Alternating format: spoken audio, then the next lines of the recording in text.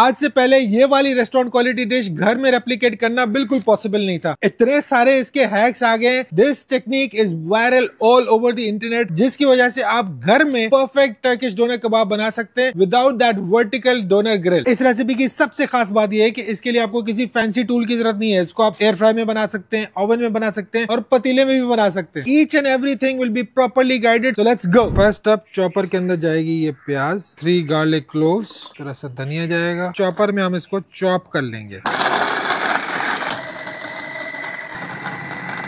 इस तरह से फाइनली चॉप चाहिए। अब इसमें कीमा जाएगा। टिप सुन ले, कीमे का रेशो होना चाहिए 80% मीट और 20% फैट यानी कि चर्बी। याद रखिए कि गोश्त को आपने वॉश करना है, कीमे को वॉश नहीं करना, उसमें एक्स्ट्रा मॉइस्चर आ जाएगा, सारे न्यूट्रिएंट्स निकल जाएंगे। अब इसमें जाएगा paprika powder, black pepper powder, जीरा पाउडर, पाकिस्तान की शान iodised Himalayan pink salt. Iodised Himalayan pink salt है। पाकिस्तान में by law You have to iodize the salt before selling it, ताकि आयोडीन की कमी ना हो। तो पिंक सॉल्ट में भी आयोडीन ऐड किया जाता है, नेचुरली नहीं पाया जाता। आपकी नॉलेज में इजाफा करना था। अब इसमें जाएगी कुटी लाल मिर्च। कुटी लाल मिर्च मेरी पर्सनल प्रेफरेंस है। टर्किश खाने काफी फीके होते हैं और मुझ जैसे देसी बंदे को सेटिस्फाई करने के लिए थोड़ा सा तो तीखापन चलेगा। अब इसमें जाएगा टोमेटो पेस्ट एंड इसमें जाएगा दही। अब इसको हमने बिल्कुल फाइनली चॉप करना है।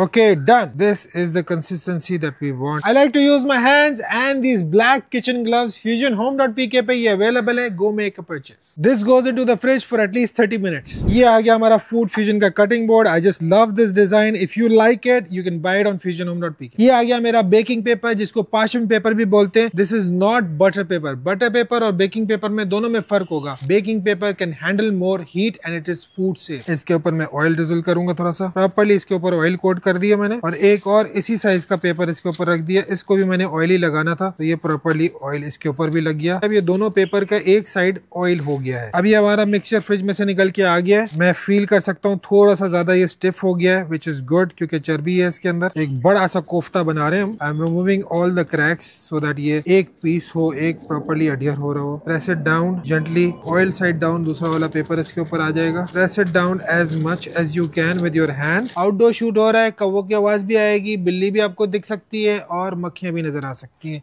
It's completely normal. We are all working in a hygienic environment. जितना मैं इसको हाथ से स्प्रेड कर सकता था मैंने इसको कर दिया है। Now it's time to pick up the Food Fusion rolling pin. Fix base वाली तो आपके पास होगी, बट ये वाली जो है बहुत ज्यादा टेस्टिंग चल रही थी इसकी, काफी ज्यादा हम इसके ऊपर मेहनत कर रहे हैं। Soon this product will be available on FusionHome.pk. आपने रोलिंग पिन से इसको फैलाना है, साइडों से कीमा निकलेगा which is normal. जेंटली करना है, बहुत ज्यादा प्रेस नहीं करना है आपने। अब ये देखें ये जो मीट निकला है we need to set it side. तो डोनर कबाब वर्टिकली लगा होता है ग्रिल के ऊपर। उसको जब काटते हैं छुरी से पतले पतले वो कटते हैं और क्रिस्पी हो जाता है वो।